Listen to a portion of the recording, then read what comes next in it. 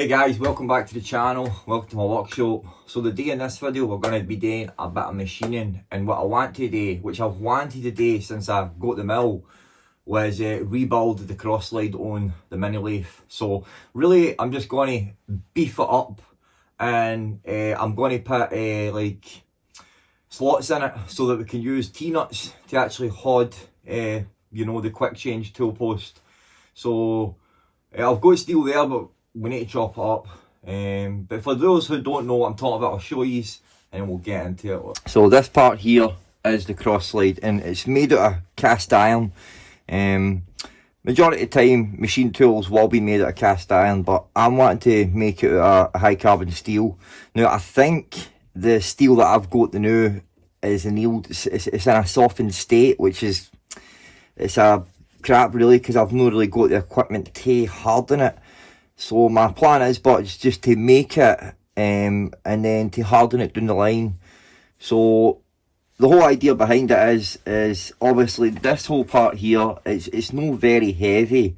So by beefing this cross slide up, we're adding more mass to it, therefore more rigidity. And then I'm going to make a new gib strip, and I'll make that out of brass.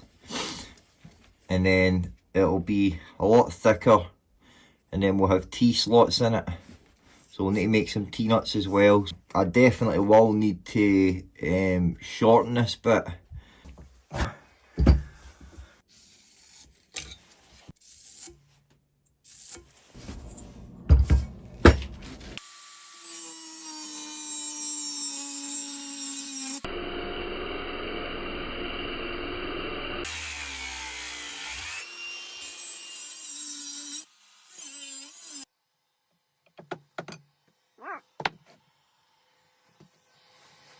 Oh, there's the bit there, and this bit I can use to make my T-nuts, look.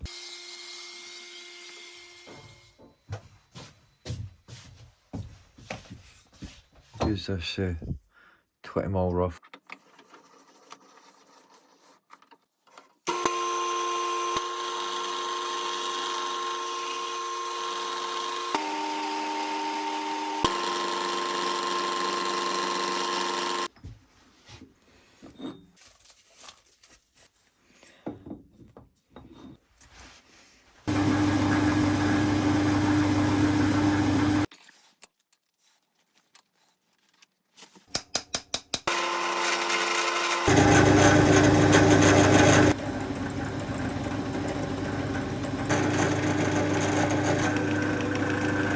I made a mistake there.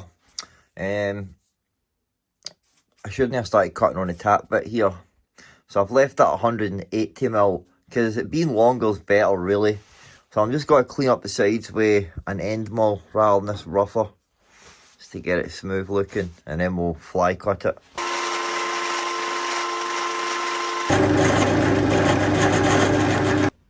Nice.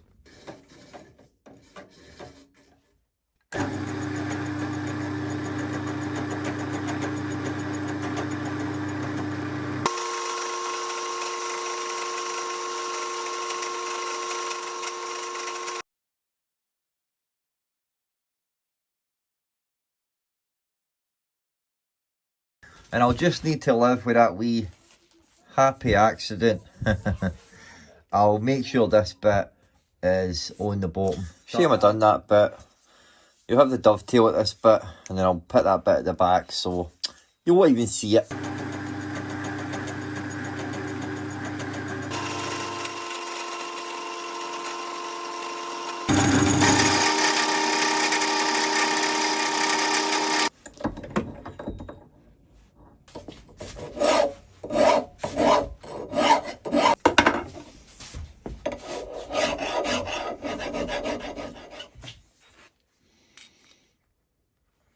Pretty good, man. Nice, man. So, I do the dovetail one next.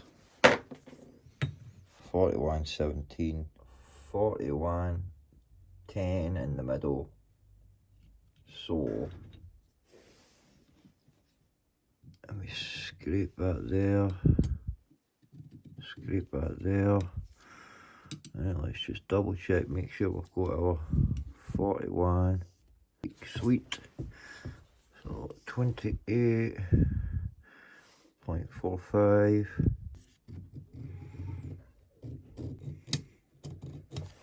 There we go. There's where we need to take out, and we want to take out 6.4 millimeters. That's what we'll cut out here, and then we'll do the dovetail. If I mess it up, I mess it up. It's no the end of the world, you know? No. So I've just touched off the side.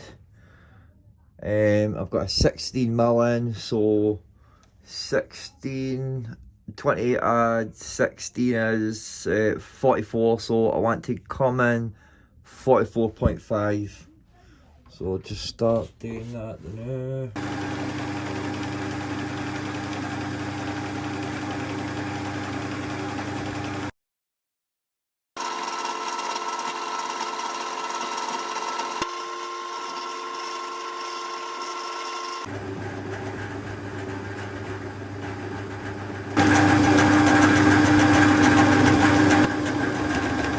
Now I just need to hog out the rest until we hit this line. I did switch back to the roughing end mill, as that was taking a lot deeper cut, a lot faster. Next thing is the dovetail. Let's get this in and give it a bash. Look. Well,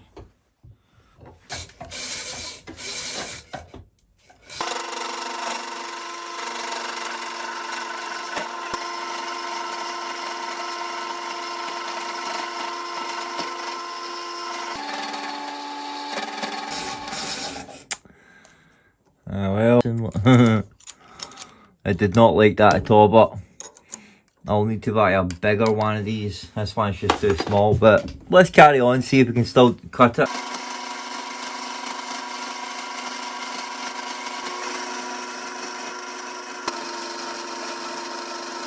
Just get a wee bit of file work, clean it up.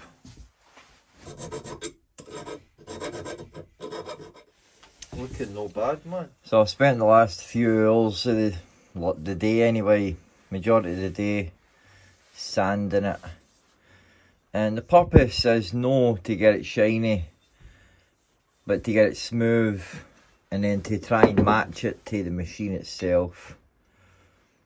Looks alright, you know. So what I cut the T-slots into it next, then drill some holes for this. And I'm just going to reuse this part because I'm not sure what threads they are, so we'll just do our groove first, 6mm, and then we'll come back in with this.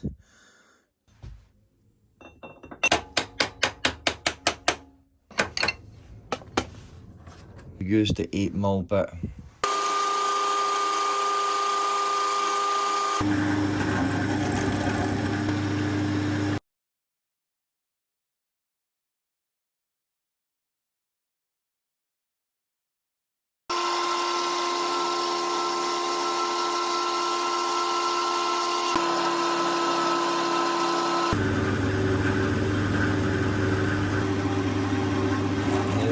Just want to go right in with this. Got loads of fluid in there.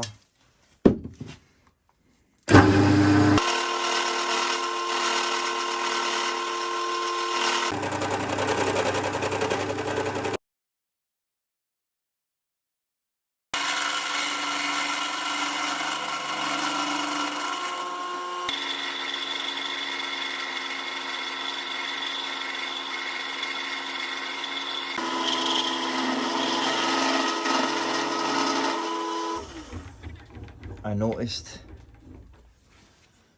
how thin it was there. How thin it is there. And if we just come down a bit, you can see that it's lifted. You get there? It's lifted somehow with a vibration. I've not had it in the vise tight enough, and it's just slowly lifted. Look, now, look at that, man. Nice part as well. Look. So after sleeping on it, I've just decided I'm going to remake this part. I had to sit and think because, you know, I've invested like 3 days worth of work into this part. So, I'm going to remake it, and I'm going to use, I've got a bit thicker steel, so I'll make it a bit thicker this time. And I'll give you a quick montage here.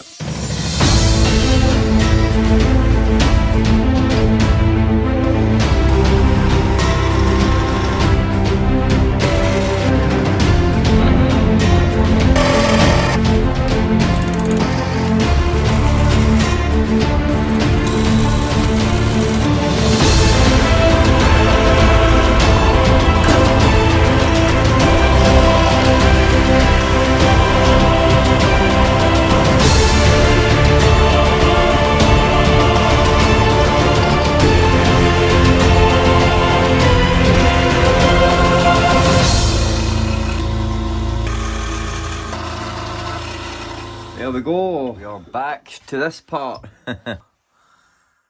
I'm pretty pleased with how it came out. Look, the dovetail cutter that didn't survive that last cut there. Look, I'll show you that the now.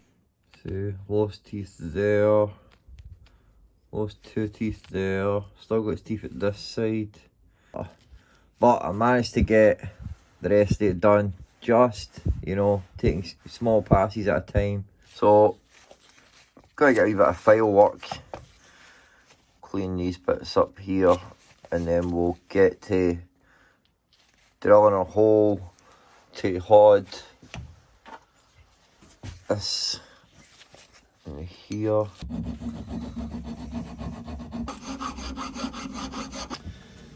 So I'm using the old gib here, and I'm just trying to smooth these dovetails out as much as I can, and I'm using the diamond lapping paste just to get it as smooth as possible. And I've got sandpaper up to 10,000 there, so I'm just going to spend a bit of time.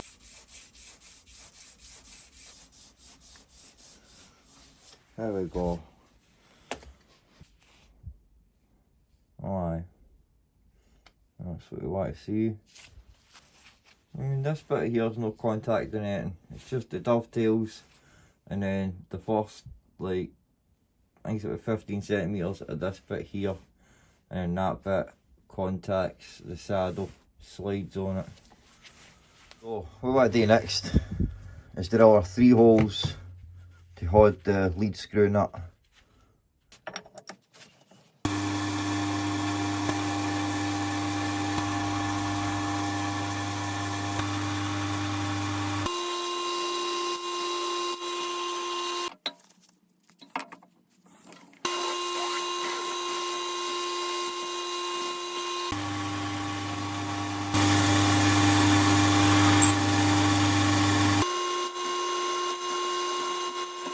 Right, let's get it out and we'll get the threads in there for the grub screw.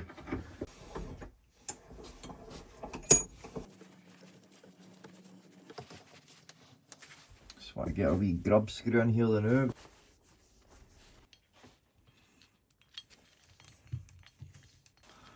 Right, there we go. So it's the first time we can actually get it on now and have a look and see if we've done it right. Go on here and be loose. Look. Seem to be bang on centre.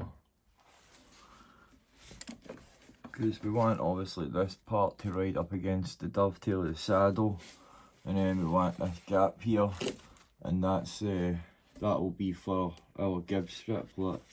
And there's no point putting the old gib strip in there now because I've not got any screws to push against it, so that's probably what we'll do next. So I've continued it.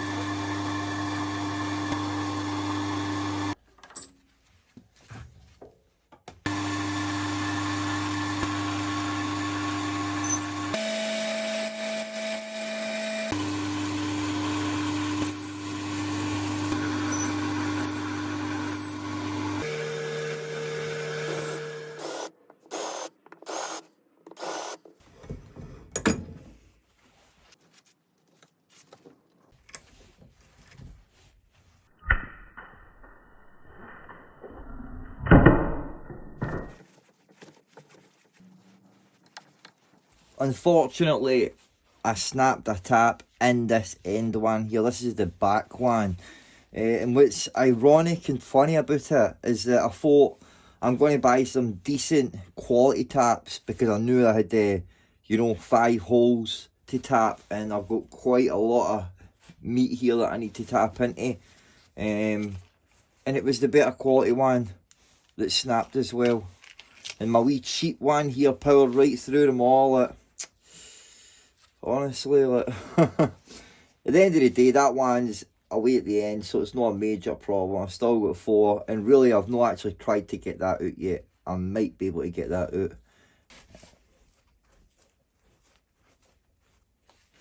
Right, so that's the gib screws.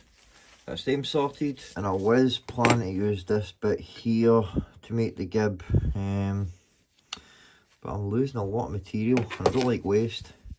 So I'm thinking this bit here, I will need to use my broken dovetail cutter, but it should still work, you know. This bit of aluminium in here, and I'm just going to cut a wee groove into it, make a wee fence for it, and then we'll glue this in place.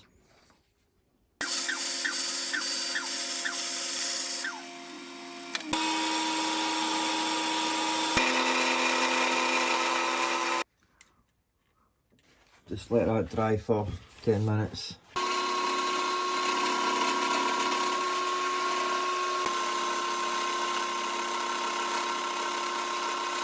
So I just could not get that glue to hold that down sufficiently to make the cut, so just made a couple of wee clamps and hopefully that will hold it down nicely. Look.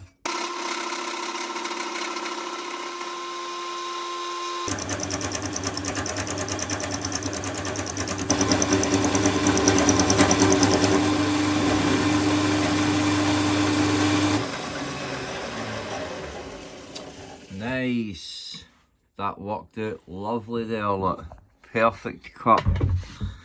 So just want to basically flip it on now and do the same. There we go. They are the ones that held it down there. To come down tight in this.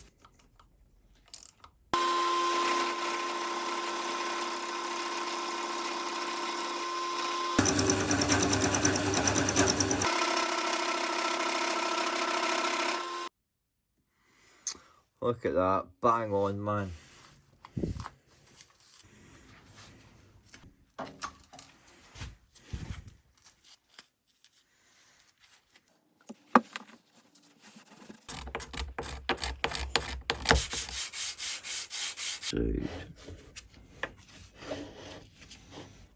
Man, that's actually going in there nicely. Don't think we need to take it off much. And look at that already. Just tighten up a wee bit more just so we know it's going to dent them. Right, let's get it back out and have a look. So there we go. There's our wee marks. We're just going to put it in this way. And just right on the tip bit, we're going to put a wee flat spot in it. I've just got this 4mm end mill, and that should be perfect. I just need to get it right on the centre.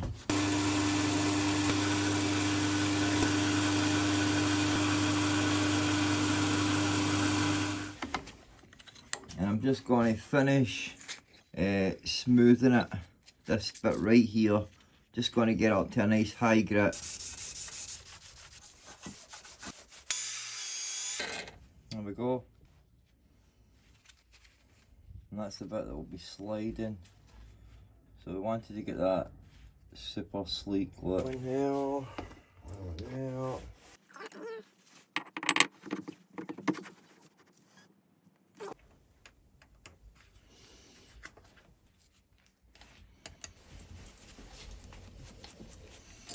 Need to mess a bit with the gibs, but here we go. Look. There is no movement in that whatsoever. There's no actually any backlash either. Look. Sweet man, look. I'll need to mess about with these because I've probably got them too tight. As I said, it's there's like basically no play at all in it. I'll probably need to chop them a wee bit as well. Look, else that's a bit better.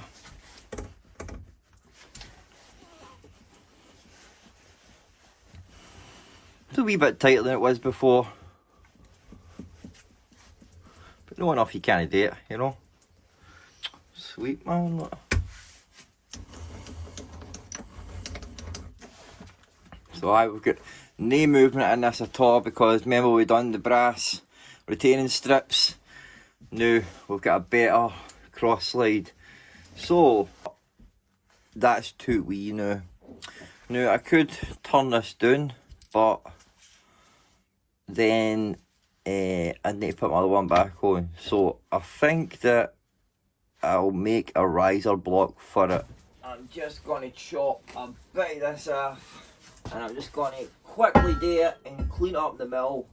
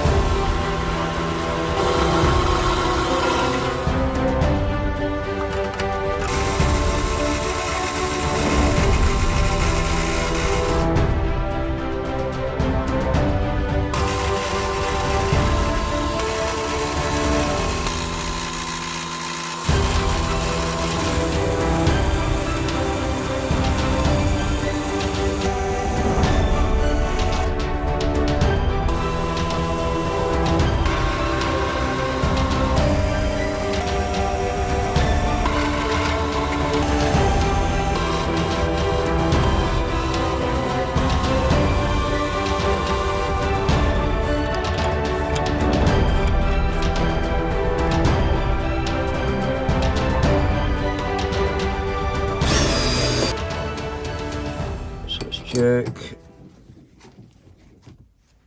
Oh, there we go. Now we need to make our T-nuts.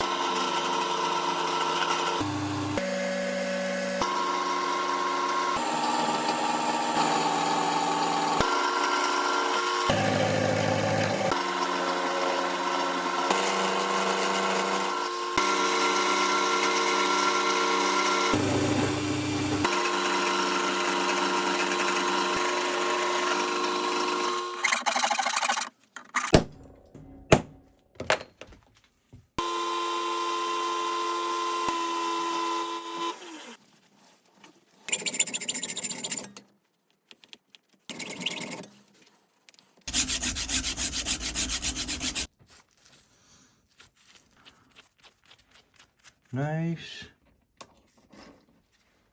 These are just such small parts. I should be able to get these hot enough to harden them, but I'm not sure, so we'll try it.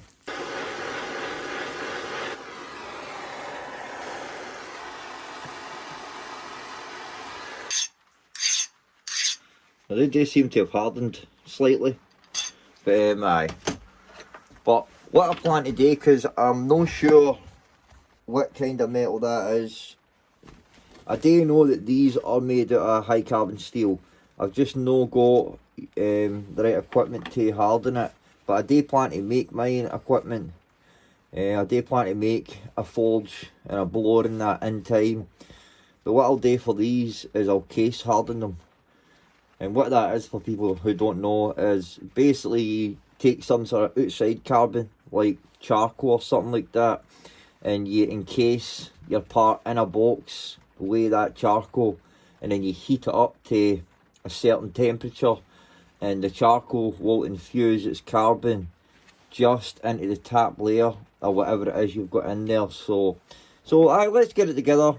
and we'll have a wee look at it.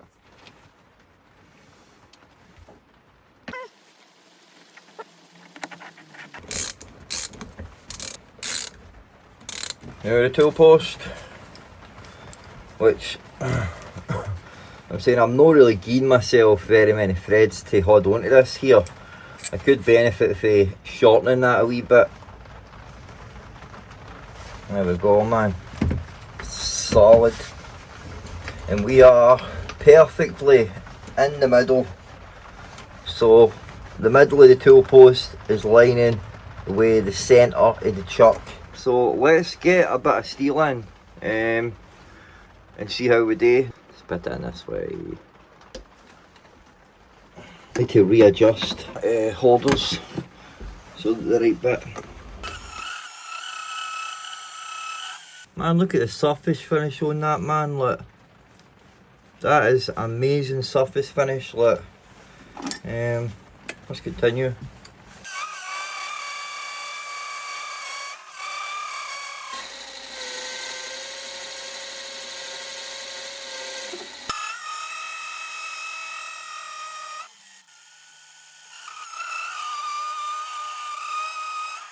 And I was just sitting thinking there as well, the gib adjusters are loose. See, I made the gib strip to be the exact size of the gap in there. So these are basically just sitting up against it. They're not actually tight, look. And you seen the cuts there, look. Crazy, man, look. I'll need to make wee covers for these T-slots, but no, man, I'm amazed and chuffed. Hell of moonweight, man. Just the capabilities of it, look. I can imagine if I had a much powerful motor. You know, I'm pretty sure that's just a wee 500 watt motor, so it's no very powerful, you know. Hey guys, thanks for watching. That was certainly worth it, that's for sure, man. Look, I did not expect it to be able to take the cuts. Like, so I can take cuts like that on brass, but no on steel. If I had tried to do that before, it would have moved and the carbide insert would have broke. But with the retaining strips and then obviously the new cross slide, aye man, I'm well chuffed with it. And I was a bit bummed, you know, when I made the first one, when I made this one and I ruined it, you know. I was like bummed, man. The day I'd done it and I'd left it like the full day before I decided to remake it, but that was like 2.5 days I'd spent on that, and then it's been like 4 or 5 days since that, so I have spent I've been on this project all week basically, man. So, but no, I'm well chuffed with it, and it's certainly a project worth doing if you've got a milling machine, that is for sure. Problems that I had or whatnot, other than you know, that piece lifting, I never really had that many problems.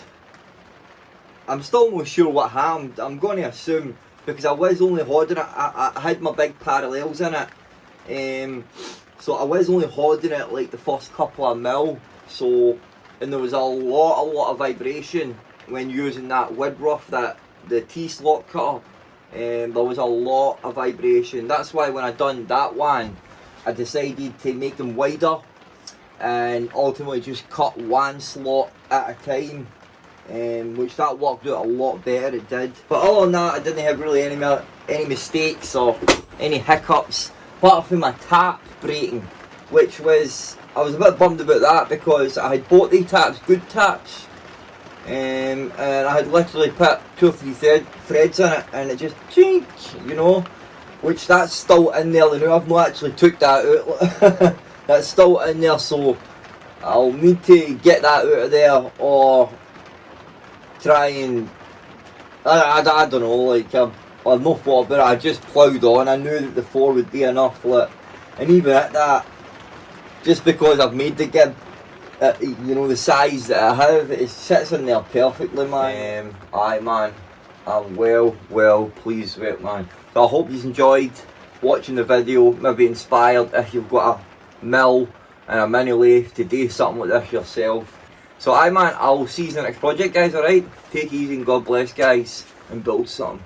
See you later guys.